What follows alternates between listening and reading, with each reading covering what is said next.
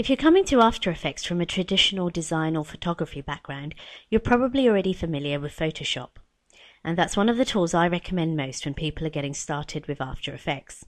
I do this because you can import Photoshop documents into After Effects, and After Effects will automatically create compositions for you.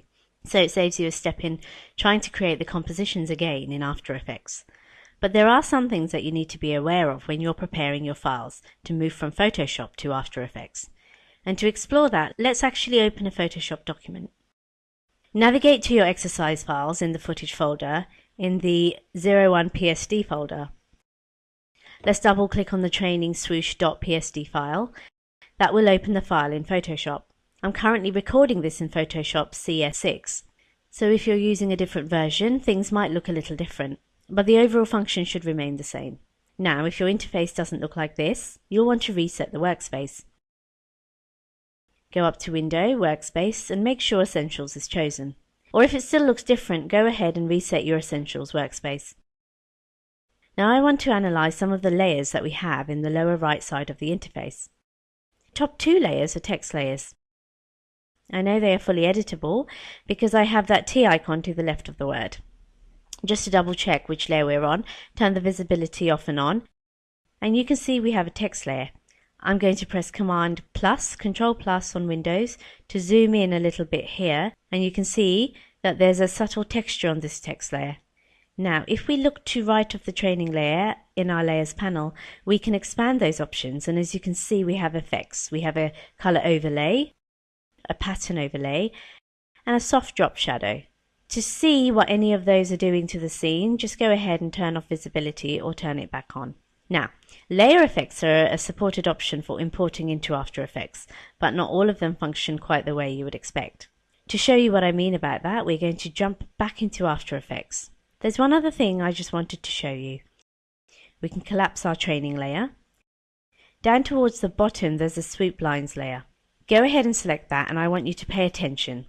This is a smart object, and the way this is created is by going up under File and choosing Place. And we've placed an Illustrator file into this document. I'm going to zoom out, Command minus, just so you can see. Now the swoop lines file also has a gradient overlay and an outer glow that created this style. Alright, now that we've dissected what's going on with the layers in the Photoshop document, let's actually look at our Photoshop setup.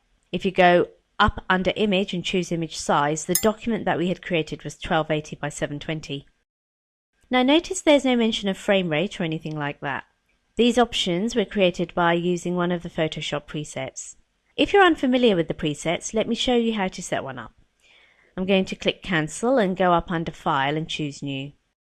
When you create a document in Photoshop, you get these options for presets.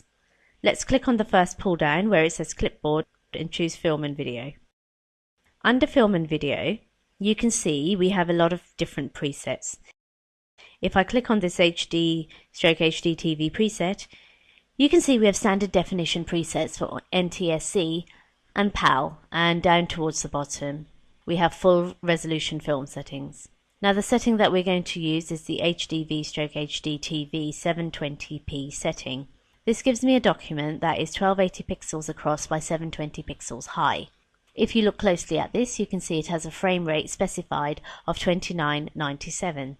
That's because Photoshop does support the ability to open video files. Now since we don't have any video in this comp, this number really doesn't matter. And to show you that, let's actually go ahead and import our composition into After Effects. So I'm going to cancel this because I don't want to create a new composition. We already have one that's set up. Back to After Effects, double click in the project panel to import. Now you want to go to your footage folder inside your exercise files, and in the Photoshop document folder select Training Swoosh by clicking once, and then under Import AS change the footage option from Footage to Composition, retain layer sizes. Now make sure your Photoshop sequence is deselected if it's not already on your system, and then click Open. Look at this other pop-up where we could change our mind if we wanted to change it back to say Footage, which would import the layered document as flat, so it would only have one layer. I want to choose Retain Layer Sizes because that's the easiest for animation. And also down here I have some options for my layer styles. You want to make sure to choose editable layer styles, that way we would make changes inside of After Effects. If I click OK, the comp is automatically imported. Now since the comp is already selected in the project panel, I want you to press Command K or Control K on Windows and we'll look at the composition settings. As you can see, the 1280 by 720 is completely translated, but the frame rate is this 23.976. The reason this number is in my comp settings has nothing to do with the Photoshop document, and it has everything to do with the last time I created a comp inside of After Effects. The last time I used this setting with 23.976 under the frame rate, so your settings might be slightly different. Now I want to change the duration of this comp from 10 seconds to 5 seconds. So let's go ahead and highlight that number and press 500. Notice I don't need to put the colons, it automatically translates to 5 seconds. Now we'll click OK. If you double click the comp in the projects panel, it'll automatically load up in your comp window as well as the timeline. And you can see the text translated and the texture is there. If we select layer 2, I want you to open up the options just by clicking on the triangle and open up the layer style options.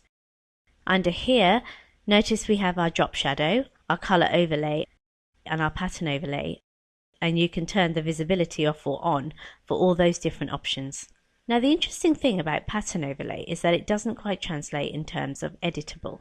Notice when I open up the options for pattern overlay, I don't have the option to actually change the pattern. If I wanted to change this, I would right click on the layer and choose Reveal Layer Source in Project. And then I would right click on this layer and choose Reveal in the Finder. Or I can just go up under Edit and choose Edit Original and open it back up in Photoshop to make changes. There is an important thing that happens when you import a layered Photoshop document. You can actually import this editable text. So with layer 2 selected, if you go up under Layer and choose Convert to Editable Text, notice the text is now editable. I have that same T option here, but I lost some options. If we expand layer 2 and look under our layer styles, notice we have our pattern overlay, but it's no longer there. Also the color overlay, if we expand its options, well, the blend mode was set to screen.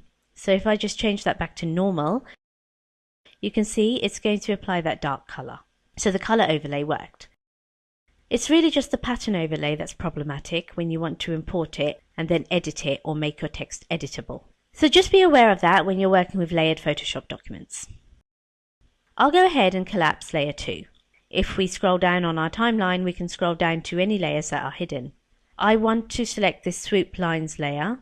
I'm going to press 8 on my keyboard to automatically select the layer and open up its options.